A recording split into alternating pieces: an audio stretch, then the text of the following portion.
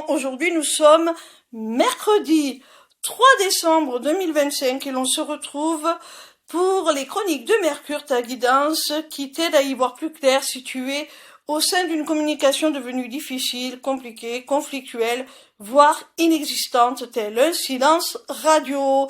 Cette semaine, j'ai effectué mon tirage avec le pastel oracle, créé et illustré par Stéphanie Mo Safari. La première carte que j'ai tirée est celle de la patience. Alors cette carte demande tout simplement de faire preuve de patience, de laisser le temps faire son œuvre.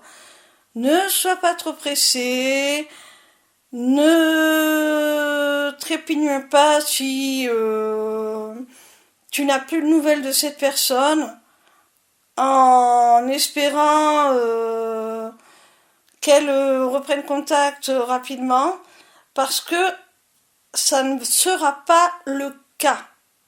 Et si toi, tu en as envie de faire le premier pas, de reprendre le contact, on te conseille de différer cette envie, de reporter cela. Parce que le temps n'est pas encore totalement venu pour vous de re-rentrer en communication. Il y a peut-être des choses encore à digérer. La seconde carte te parle de succès et elle y associe aussi les termes de réussite, de plan, d'idée, de potentialité.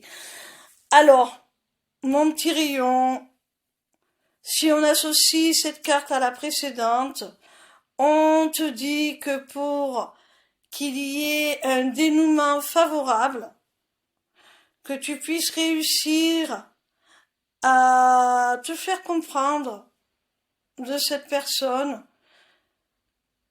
si ton but c'est de te réconcilier, de renouer la communication avec elle, eh bien on te demande tout simplement pour que tu puisses y parvenir d'être patient, d'être compréhensif, de laisser le temps à cette personne d'assimiler peut-être vos derniers échanges qui ont pu être houleux, ce genre de choses.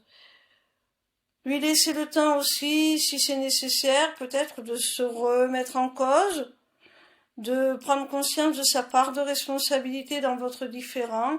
Quoi qu'il en soit, vous allez vers une amélioration quand même. Si ton but c'est de pouvoir te faire entendre, te faire comprendre de cette personne, avoir une communication efficace, renouer le contact, sache que ça va se faire, mais laisse juste le temps faire ce qu'il a à faire. La troisième carte parle de grossesse. Alors cette carte nous précise que si vous avez besoin de temps, c'est parce qu'il y a une certaine maturation à avoir.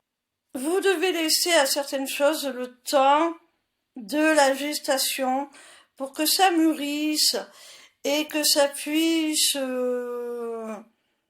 vraiment avoir un aboutissement favorable. C'est pour ça aussi que l'on vous conseille de prendre votre temps. La quatrième carte que j'ai tirée te parle d'admirateur secret et de sentiments cachés. Alors, vu la conjoncture de cette guidance, vous connaissez déjà, vous avez eu un différend. Vous êtes soit en conflit, soit carrément en no-contact. Donc, l'admirateur secret n'est pas vraiment un inconnu. Moi, je l'interpréterais plutôt comme le fait que ton interlocuteur, certainement ton autre, certainement la personne de ton cœur, eh bien, malgré le no-contact, le silence, malgré votre différend, eh bien, t'espionne en secret sur les réseaux sociaux, par exemple, prend de tes nouvelles par procuration à travers des connaissances communes et ne veut pas montrer qu'il tient toujours à toi, hein. La cinquième et dernière carte te parle de partir et de déménagement. Alors, cette carte, pour moi, elle n'est pas le symbole qu'il y en aurait un des deux qui prendrait la fuite, qui s'éloignerait, qui sortirait de la vie de l'autre. Pour moi, c'est pas ça. C'est plutôt un nouveau départ ensemble. On repart sur de nouvelles bases. On se donne une autre chance. On décide de recommencer, de renouer la communication et la relation, mais pas pour refaire les mêmes erreurs, pas sur les mêmes bases, sur des bases bien meilleures. On s'octroie la liberté de repartir à zéro, d'une seconde chance, d'un nouveau départ.